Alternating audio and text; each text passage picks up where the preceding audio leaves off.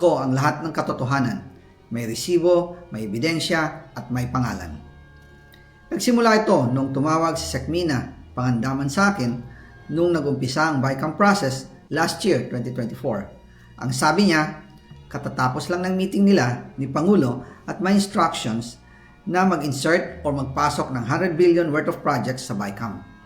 At sinabi pa ni Sekmina, you can confirm with Yusek Adrian Bersamin dahil magkasama sila sa meeting ni Pangulong BBM noong araw na yon.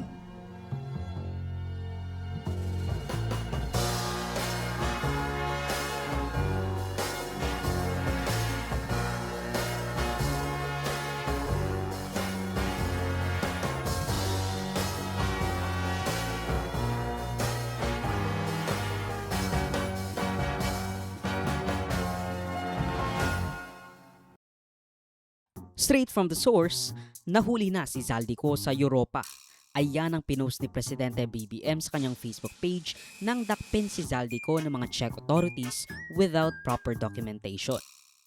Kagabi po ay